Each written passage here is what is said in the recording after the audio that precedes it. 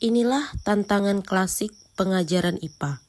Materi bioteknologi terasa abstrak, jauh, dan hanya sekedar teori di buku teks. Konsep fermentasi hanya berakhir sebagai hafalan. Tapi, di balik gedung SMP Istiazanah, Kecamatan Pujut, Kabupaten Rokan Hilir, tersembunyi potensi luar biasa. Kebun sekolah yang luas menunggu untuk dihidupkan. Dari sinilah praktik baik ini lahir. Assalamualaikum warahmatullahi wabarakatuh. Perkenalkan, saya Hairim Perdana SPD MPD, guru IPA di SMP Istiazanah, Kecamatan Pujut, Kabupaten Rokan Hilir, Riau. Sebagai guru IPA, saya sangat bersemangat dalam memfasilitasi peserta didik untuk memahami keajaiban ilmu pengetahuan alam, khususnya memanfaatkan kebun sekolah sebagai laboratorium alam. Transformasi ini tidak mudah. Tantangannya adalah mengubah mindset bahwa sains harus di laboratorium ber-AC dan menyatukan seluruh warga sekolah untuk berkolaborasi. Proyek ini dipilih pembuatan tape ubi, sederhana, lokal, namun syarat bioteknologi. Tujuannya bukan hanya membuat tapai, tapi mencapai pembelajaran mendalam yang berkesadaran, bermakna, dan menggembirakan. Inilah aksi kami di bawah model pembelajaran kelas.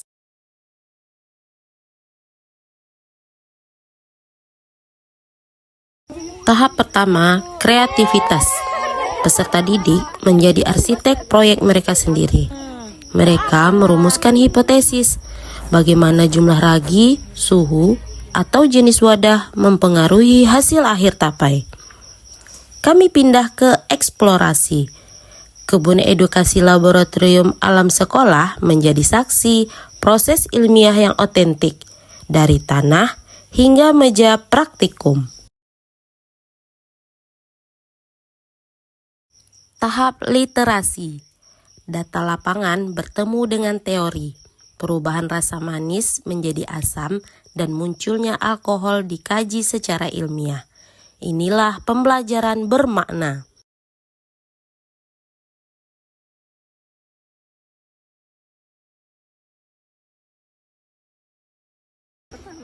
Tahap aplikatif melibatkan seluruh warga sekolah.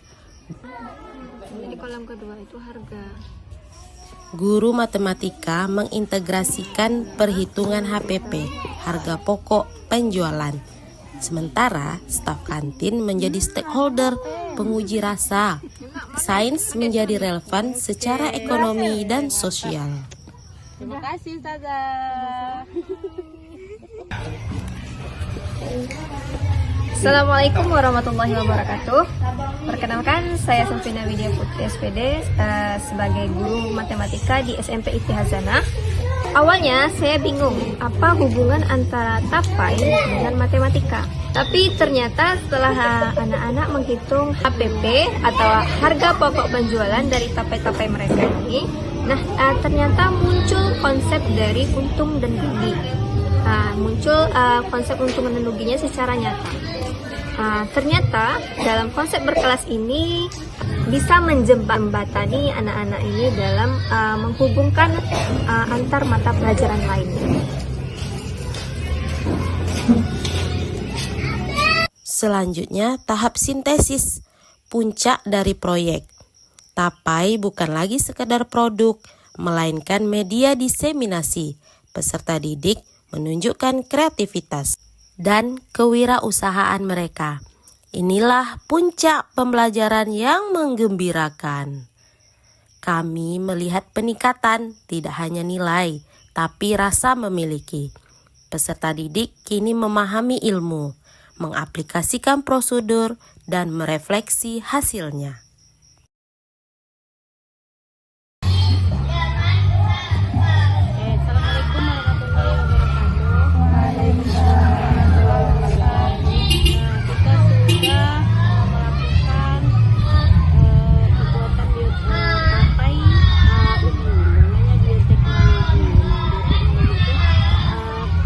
Sesuatu makanan yang difermentasi biasanya kalau nasi